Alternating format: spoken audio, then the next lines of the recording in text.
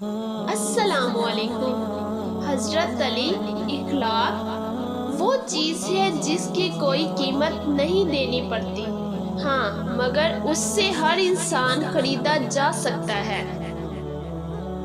آپ کے اخلاق کی قدر بھی لوگ اس وقت کریں گے جب آپ کے پاس دولت اور طاقت ہو۔ غریب کتنا ہی خوش اخلاق ہو، لوگ اس کے اخلاق کو اس کی مجبوری سمجھتے ہیں۔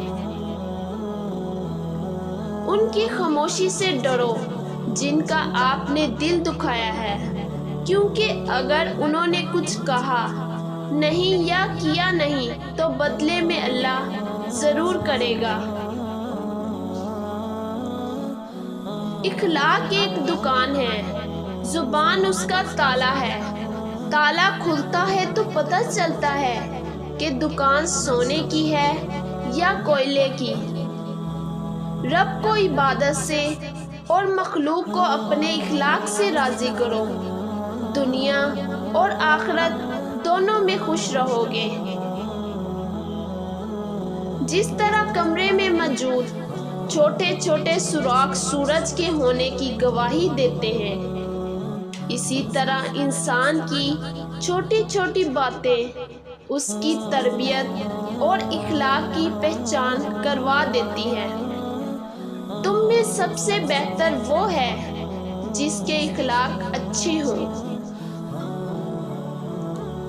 خوبصورت عمل انسان کی شخصیت بدل دیتا ہے اور خوبصورت اخلاق انسان کی زندگی۔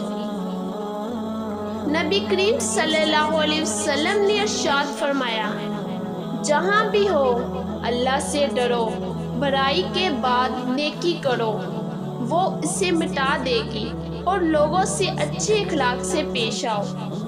نبی کریم صلی اللہ علیہ وسلم نے ارشاد فرمایا، تم میں سب سے پسندیدہ اور محبوب شخص وہ ہے جس کے اخلاق سب سے بہتر ہوں۔